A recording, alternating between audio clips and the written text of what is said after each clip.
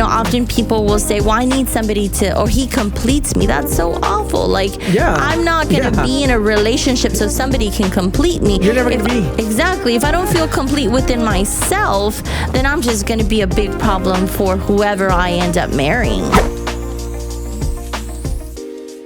What I want to do right now is kind of give you, so that you understand what I'm talking about, is give you an example that I just drew up. Okay. So typical. Okay. Before you get into that example. Yeah.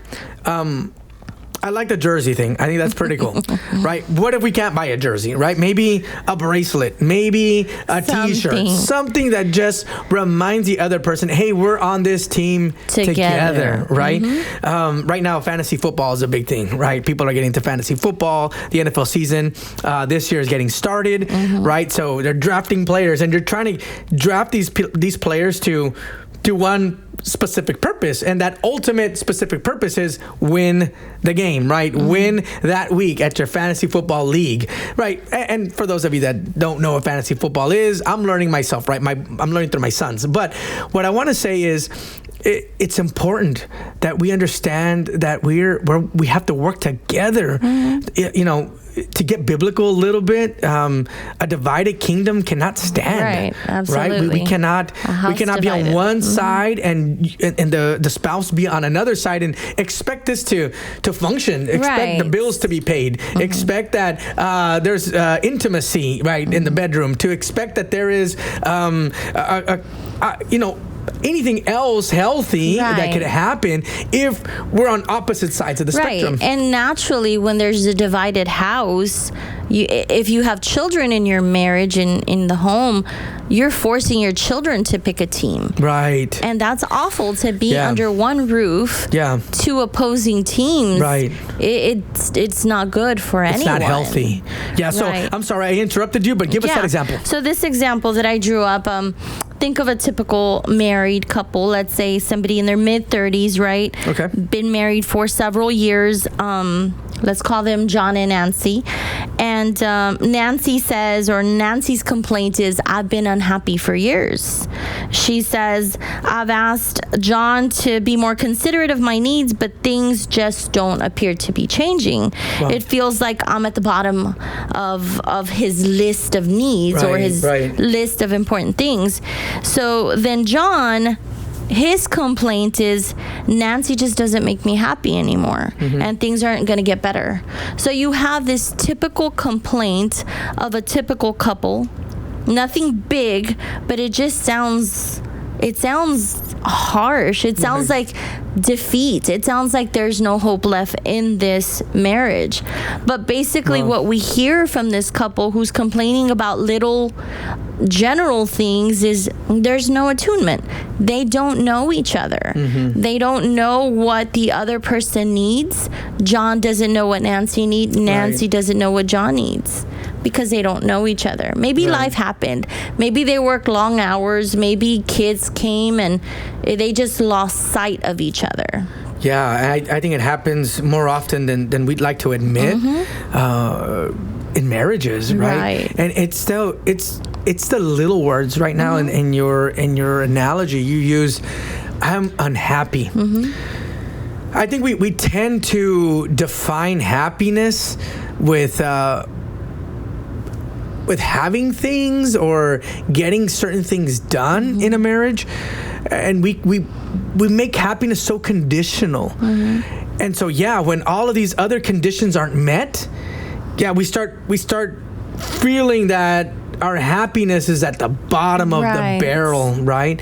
And so we use that often. We're not happy. She's not making me happy anymore. He's not making me happy anymore. And what they're saying is that at one time they made me happy, but now they've made me unhappy. Right. Well, maybe it's not that they've made you unhappy. It's just that life has happened, and like you're saying, that attunement, that it's moved so far away from true north, let's say, that it can be fixed. It's just that things have to move out of the way, or restructured or organized so that attunement can begin to happen. And the beauty of this example is that both couple or both partners are expressing a complaint. So a complaint, if you treat it correctly, can lead into a beautiful thing, because what we're seeing is there's no attunement, there's no teamwork, they're both on opposite sides, they're not looking at each other as, you know, we're gonna work, partners, team, partners who are gonna work on this together. They both feel uncared for, they both feel unloved, and they're stuck there, right? But and then to top it off, if we were to go deeper into this example, there's no self-care happening. Both couples, both John and Nancy, have identified unhappiness as the problem, but the issue is that they don't know how to fix it. They don't know why they're feeling this way, and they don't know how to fix it. And this happens, honestly, all the time in marriages. And what happens is, if you stay there like, well, okay, I just know that I'm unhappy, I don't know what to do about it. If you stay there, what happens is that there's an opportunity at some point to fix the complaint. But if you don't know how to fix it, you grow further and further and further and further apart. That's very true. Very true.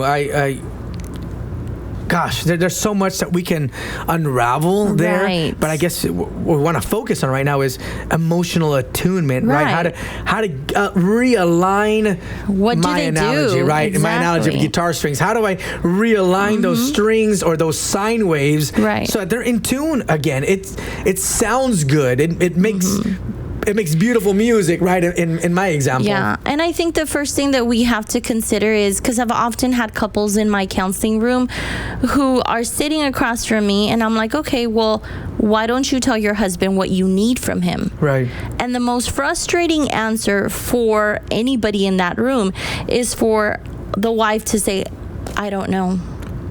So the idea is, in order to get to practicing emotional attunement, is you have to figure out what you want and what you need from your partner. Because if I come to you and I tell you I have a problem, and you're like, okay, babe, what is it? You know, what is it that you need me to do? What is it that you want? And I tell you, I don't know. That's going to be extremely frustrating for you, I imagine. Yeah, absolutely, because you want to fix the problem, right? You want to help. Right. Maybe not fix the person, but you want to fix the problem, but you have to identify the problem. So I think that's part of what they do is figure out the needs and the wants, you know, and understand that, hey, there's something missing. What can we do to fill in that gap, or what do we need to restructure so that we can bring some order into whatever gaps maybe are affecting the spouse? And before I can lean into you, I have to figure out what I want so that I can offer you that guide, you know. So I might have to spend some time praying.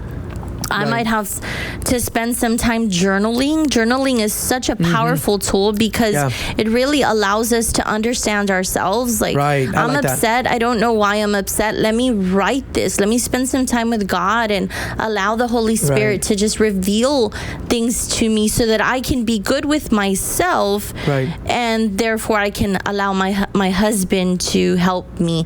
You know, often people will say, well, I need somebody to, or he completes me. That's so awful. Like, I'm not going to be in a relationship so somebody can complete me. You're never going to be. Exactly. If I don't feel complete within myself, then I'm just going to be a big problem for whoever I end up marrying. To add to that, you're never going to be at a 100% if it takes someone else to complete you, because that other person is never going to be at 100%, because we're imperfect people. Right? So if you're depending on me to complete the 100% in you, and I'm at 60%, good luck, it's exhausting. Right? It's not going to happen. So the idea is that we have to understand ourselves before we can understand anything else, before we can understand each other.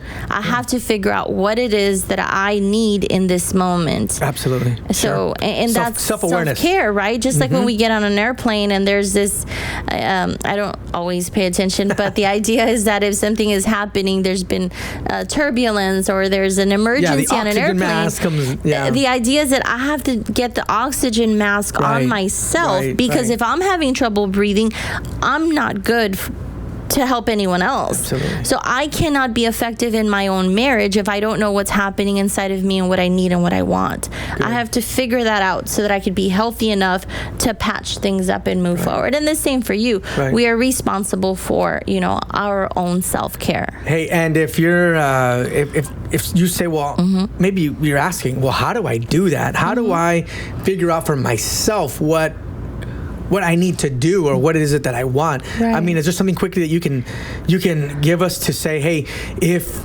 you're feeling this way, if you're trying to discover something, maybe we talked about prayer. Obviously, prayer works. It's powerful. It's huge. Right? Journaling. Do you have anything else, maybe? One of the things that helps is walking. As simple as going for a walk, as simple as doing something that you love, going to the beach, going fishing. I know once in a while you'll go out with the boys, and that just recenters you. It allows you to feel good about yourself, and then you can tackle life's problems. And the other thing is, I know that Hispanics in the Rio Grande Valley are not great at this, but find someone to talk to. It could be a pastor, it could be a counselor, it could be a best friend that you haven't just connected with in a long time, because you're able to just kind of talk about what's in your heart before you go with your spouse. Maybe you're afraid to hurt your spouse, you're afraid to offend them, and you just need that point of contact to express and receive neutral feedback. So that's what a counselor is good for. Right. And so there's options for you, right? There's options for your marriage, and through this Marriage Matters podcast, that's what we want to make sure that that we're providing for you, these resources of there's options, there's a way to get better. So we didn't fully identify the idea of attunement, but we're definitely going to do that in episode 3. Nice. One of the things that I want to leave you with is marriage is all about practice. Right? Every day you get to practice certain things, right? Not every day is the same, but you're practicing certain things. And one of the things that we preach, right? One of the things that we try to communicate often is that no marriage will ever be perfect. I don't believe the Lord demands perfection from any one of us, but I do think that He expects us to mature and to get better. Right? To, like I said, if we're year 20 of our marriage, it would be beneficial to us that we're not arguing about the things that we're arguing about on year 2. Right, because then no growth happened. Because then that means that maybe we've been together for 20 years, but our marriage is stuck in year 2, right? So we encourage you all to practice getting better. Right. And the Lord has promised to be with us. Yes. And marriage is at the center of the heart of God. So, of course, more than we want your marriage to succeed or anyone else wants your marriage to succeed, the Lord wants your marriage to succeed. So we'll leave you with that. Hey, it was great being with you guys, and always, I love this. You know that. We love to do this, and we hope that this has been a blessing to you. You can visit us at dreliasgarza.com. You can go to the website there if you need any information. You can also give us how they can contact Ruby Garza Counseling. We do have a website. It is rubygarzacounseling.com, or they can call or text us at 956-489-LIFE, which is 5433. Again, 956-489-5433. We'll see y'all next time. God bless.